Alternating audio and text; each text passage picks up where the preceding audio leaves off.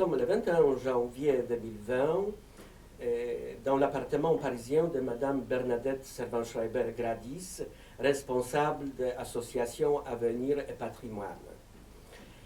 J'ai connu Madame Bernadette Servan-Schreiber-Gradis grâce à mon ami Tan Kai-wen, un peintre chinois qui est venu dans l'année en 1950 à Paris et il a fait les études de peinture très importantes. Et ensuite, il a travaillé dans l'univers parisien. Je voudrais connaître les souvenirs de Madame Gradis de cette période où il venait assez souvent chez vous et participait à toutes les conférences que vous avez organisées. Mon premier souvenir est lié à une réunion qui a eu lieu à Pont-à-Mousson, au Centre culturel de Pont-à-Mousson, et qui avait été organisée sur le plan de la spiritualité par Dominique Poneau. Et il y avait des messes le matin, et Tang, et Garçon de chœur. Voilà.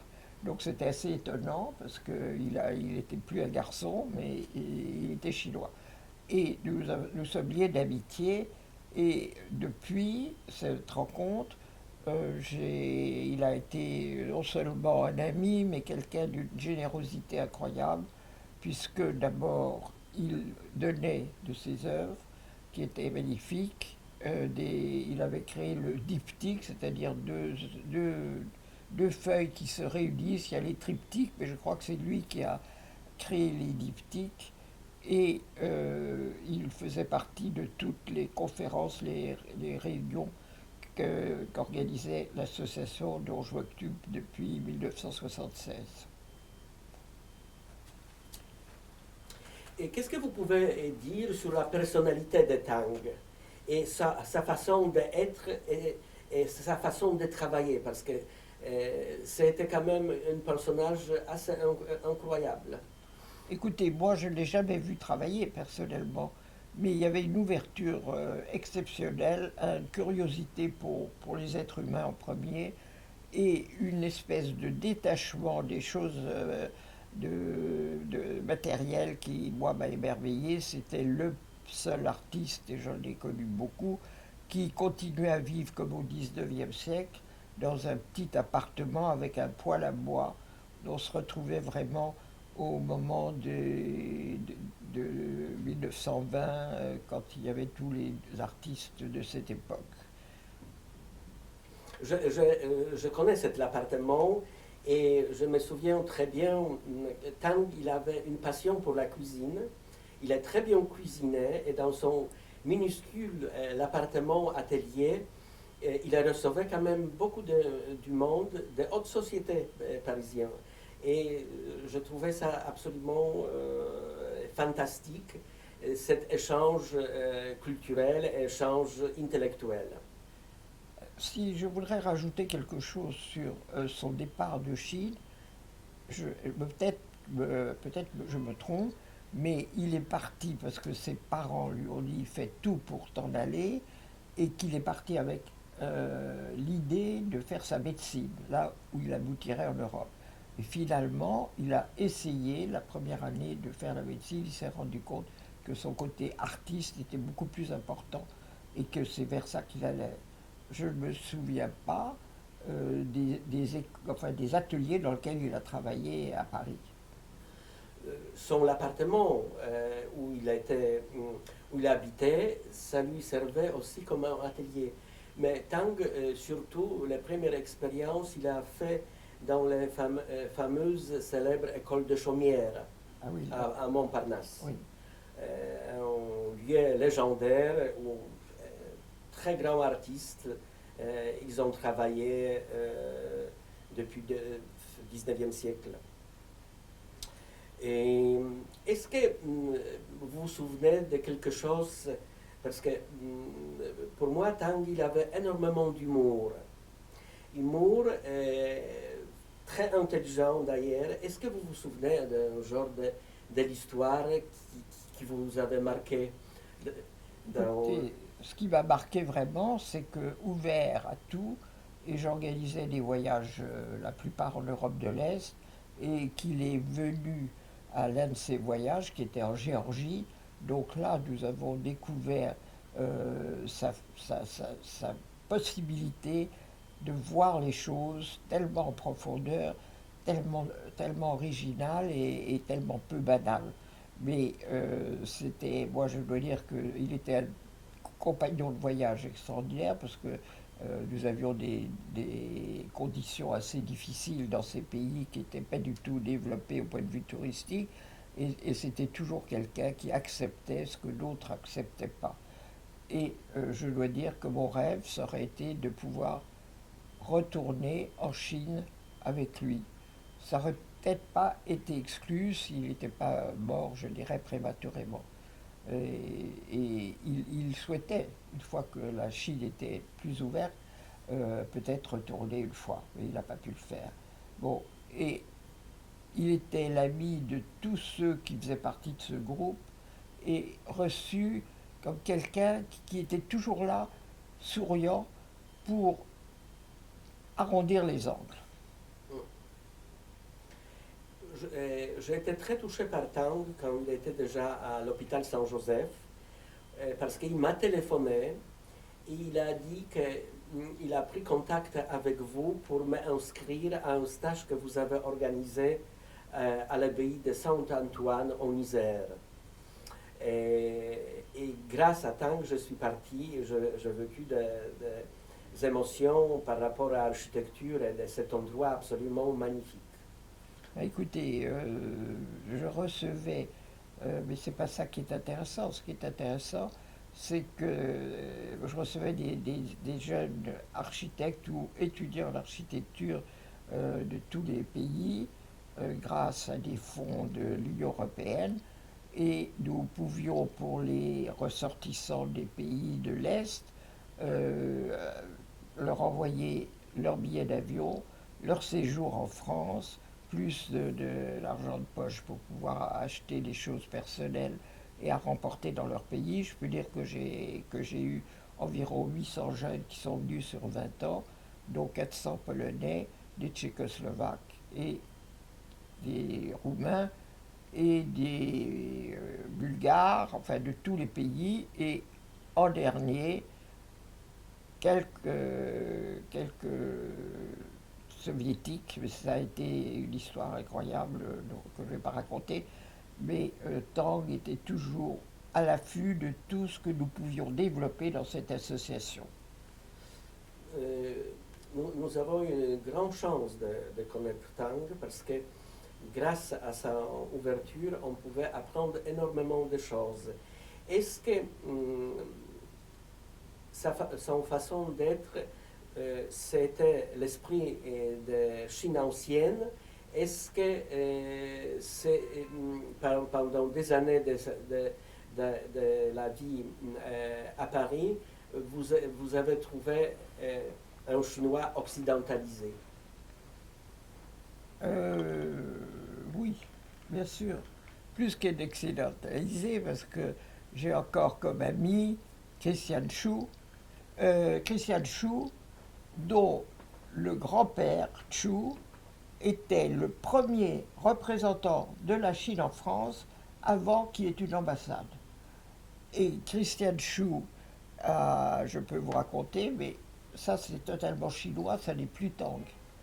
C'est l'histoire un peu du monde chinois et Mais est-ce que vous pouvez comparer le monde chinois avec Tang? Parce que Tang, il était très discret par rapport à ses racines chinoises,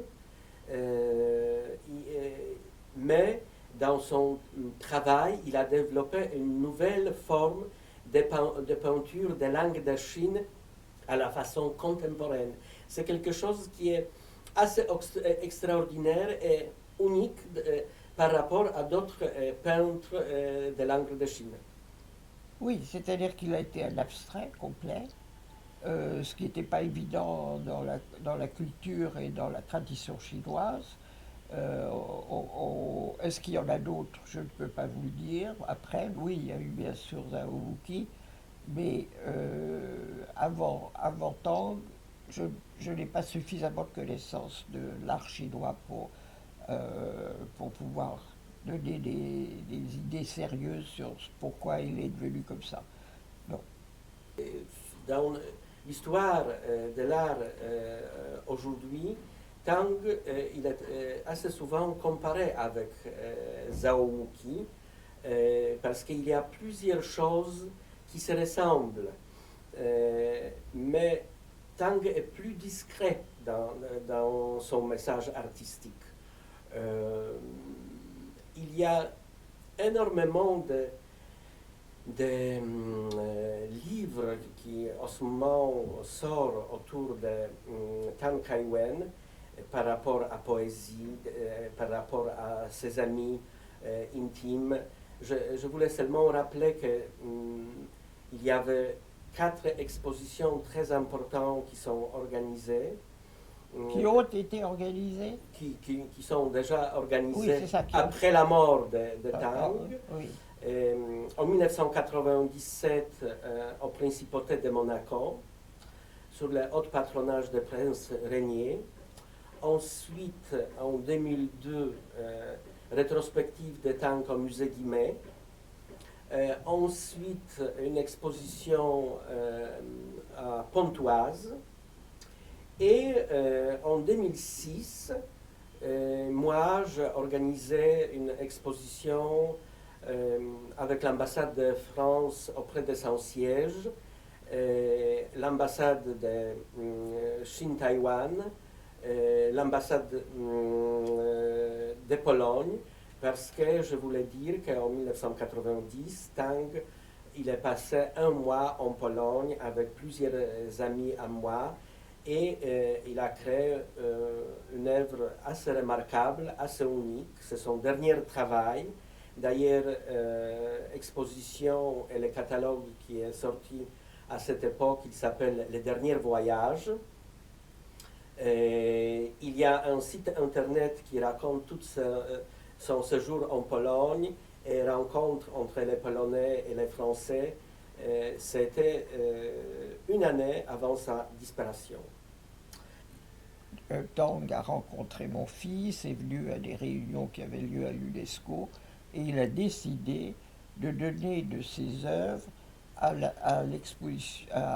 l'association Tradition pour demain, et il y a eu une grande exposition à Genève et les œuvres étant vendues au profit de Tradition pour demain.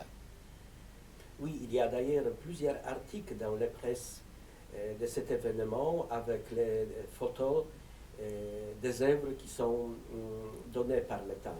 Nous vivons actuellement une période où après plusieurs expositions de Tang dans le monde, la personnalité artistique de Tang doit être présentée dans les façons plus importantes parce que c'est un artiste qui compte beaucoup pour ses amis et pour l'histoire de l'art contemporain.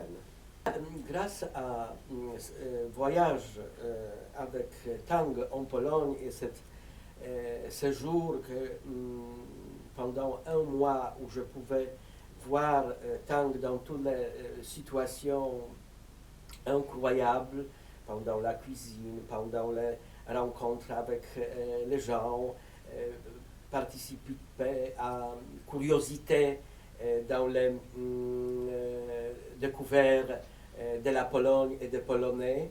C'était d'ailleurs les premiers pays de l'Europe centrale que Tang a découvert. À cette époque, il n'y avait pas beaucoup d'Asiatiques en Pologne. Et je pense les choses qui absolument fascinaient Tang, c'est notre grand poète national qui est mort à Paris au XIXe siècle, très apprécié par Joseph Brodsky, Bergson, Jean-Paul II. Je parle de Cyprian Norvit. Norvit, il avait une énorme passion pour la Chine, mais comme il n'avait jamais de moyens, il n'est jamais venu en Chine. Mais il avait un oncle assez riche, qui était un des premiers sinologues polonais. Chaque fois que son oncle venait à Paris après son séjour en Chine, il racontait certaines choses de son séjour chinois. Avec imagination de Norvit, Norvit il a créé une partie de poésie sur la Chine assez exceptionnelle, qui est traduite en plusieurs langues.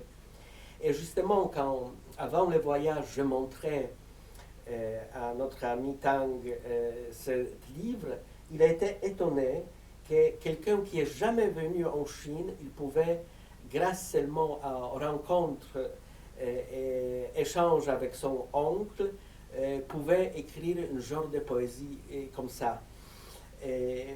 Cette immense curiosité et intelligence de Tang doit nous servir aujourd'hui dans le contexte quand on regarde dans déjà plusieurs musées du monde des œuvres de Tang.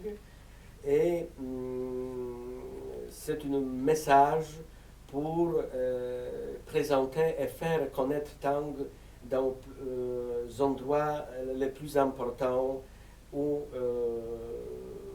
il y a un développement d'ateliers artistiques, parce que justement cette œuvre il peut jouer un rôle très important dans le contexte des messages pour l'avenir des langues.